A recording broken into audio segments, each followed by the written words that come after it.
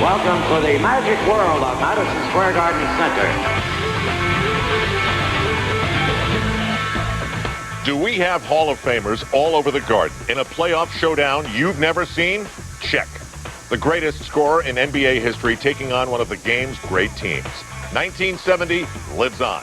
Do we have two teams beating each other up in legendary Stanley Cup playoff style? Check. And you've never seen that either. Knicks-Bucks, Rangers-Bruins on the same day in a playoff doubleheader. Now, a retro broadcast on the Vault.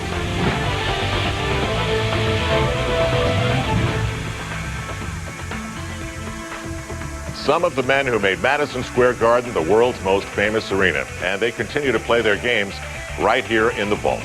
Hi, everybody. I'm Al Troutwig. Welcome back. In 1970, both the Knicks and the Rangers were geared to win a championship, and as we now know, one would and one would not. On an April Saturday, they played a doubleheader. Knicks at 2, Rangers at 8:30. Games we had not seen until now. Let's start things off with the Knicks, who took on the Milwaukee Bucks in Game 1 of a best-of-7. They just happened to have prized rookie Lou Alcindor, now Kareem Abdul-Jabbar. In the midst of transforming that franchise, it was a tall task for the Knicks. Now, over the years, we have found that coaches' films can be enhanced with sound effects and commentary and give you a chance to see what this fantastic Knicks team looked like in a big-time game. John Andres will join us for commentary in our retro broadcast, and later Ira Burkow, sports columnist and Pulitzer Prize winner, will add some perspective on where these 1970 Knicks stand in history. This Knicks team made life miserable for every single Knick who's worn the uniform since. Their level of success simply could not be matched. Then you have the story of the New York Rangers. In 1970, they were led by the greatest line in the history of the team, the gag line, goal a game. Jean Rattel was part of that, and Vic Hadfield and Rod Gilbert, too. They'll join us to provide the retro commentary on this legendary matchup between the Rangers and the Boston Bruins, a hated rival and one of the most penalized games in Stanley Cup playoff history. It was a Game 3 that simply the Rangers had to have. Oh, and by the way, Emil Francis, for some reason, watched his game in color, and Red Holtzman got his film in black and white.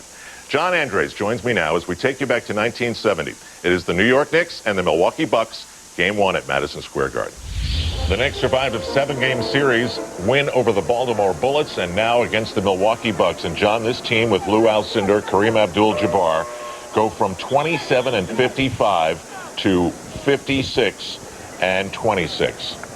And it was all about one man coming on the court, Al, and he didn't wait very much, or much time, rather, I should say, to show what the future looked like for him. Bill Bradley and Dave DeBusschere working nicely there, and you're going to get a really good appreciation for what Dave DeBusschere meant to this Knicks team. And there's Kareem in the low post with that beautiful sky hook.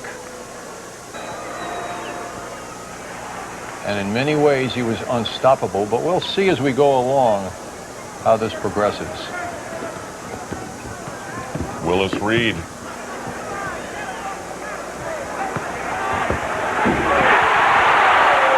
That's going up strong, and the Knicks with an early 4-point lead. You can see right away the Knicks had such cohesion as a team, and they were very confident in this challenge they were getting in the playoffs now.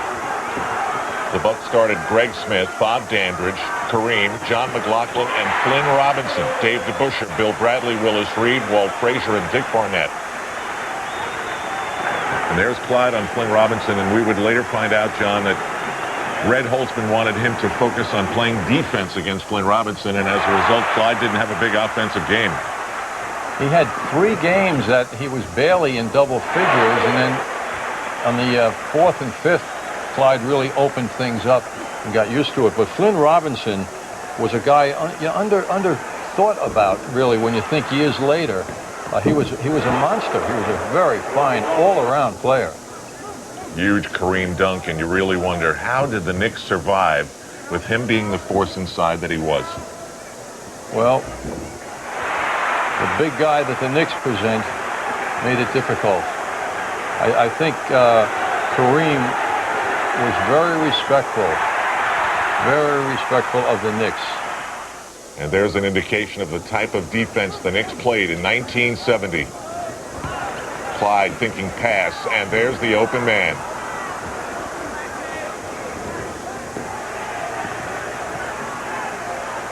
John McLaughlin? Yes, it is. And number 12 at the age of 33 is Dick Barnett. And Willis gets creative with an up and under. Yeah. He was hungry. He wanted to attack this guy, and he did. He was very confident despite the height difference in the skills of Kareem. Dave DeBusschere so actively staying with his man, and then for a moment double-teaming Kareem Abdul-Jabbar. Walt Clyde Frazier and the Knicks at the close of the first quarter against the Milwaukee Bucks. A fantastic black and white look back at one of the greatest teams in NBA history. Meanwhile, if it's happened in New York sports, Ira Burkow has written about it. We'll get his perspective on the 1970 Knicks after this in the Vault.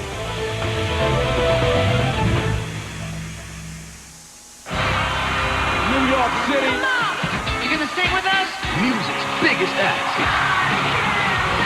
MSG's hottest night. This Friday, 2 legends, 1 stage. Elton John and Leon Russell play the beat. Then, Linkin Park rocks the Garden. And Bonnaroo goes Brooklyn with Jay-Z.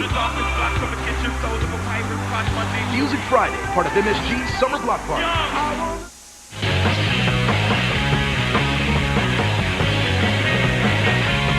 You don't always have to understand something to respect it. This is Jeremiah Weed.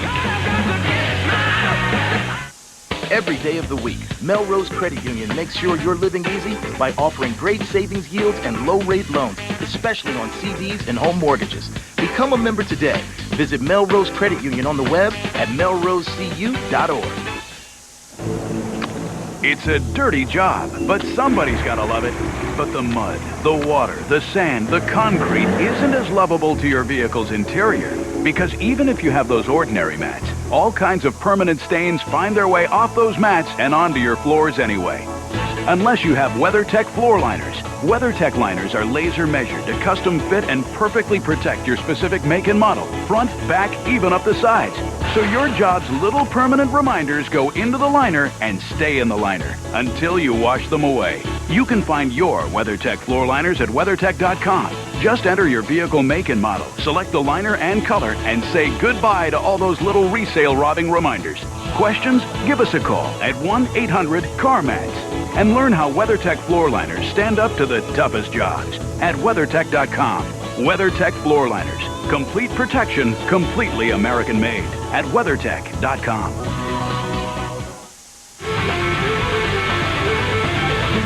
Willis played him rather physical.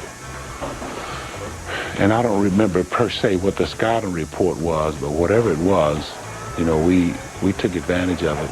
My experience with us being a veteran team was the difference of why we were able to beat them, and probably my neutralizing him to some degree, because I was a pretty good offensive player, go outside and shoot and do that kind of stuff. But generally we beat Milwaukee because our forwards were always better than theirs.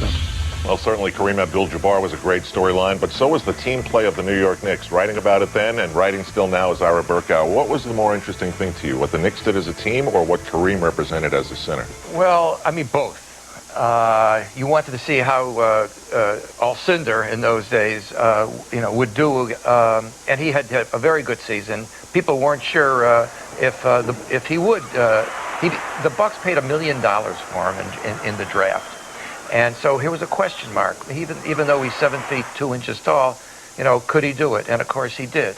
But the interesting thing about the Knicks was their team play, and they were beautiful. It was gorgeous to watch them, move the ball and play defense. And it was a lot of fun, and they were great characters to write about as well. One of the players that I really appreciate watching a film like this is Dave DeBusschere. Wow, did he really do a little bit of everything and prove to everybody the missing piece that he was? Well, yeah.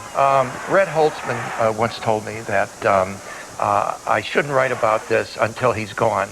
But when they made the trade for DeBusschere for Bellamy, essentially, Red said, I was so happy, I went and I got drunk for 3 days. Meanwhile, as you watch this game, remember it came down to a coin flip. Milwaukee Bucks and the Phoenix Suns for the rights to draft Kareem Abdul-Jabbar. Back to the retro broadcast with Johnny Hoops, John Andres. Tip-off begins the second quarter. Boy, John, the NBA looked so different back in 1970. It really does, Al. Although what we're seeing, too, is a lot of up and down, up and down. Both teams wanted to get down and get as many shots up. And they were both obviously very solid teams, but the Knicks had an edge, naturally. Again, Kareem Abdul-Jabbar. And Kareem felt defense in a big way. Willis would not let him get comfortable. Dick Cunningham with the pass, but the Knicks have the ball. Boy, Clyde was really thinking pass first in this game 1.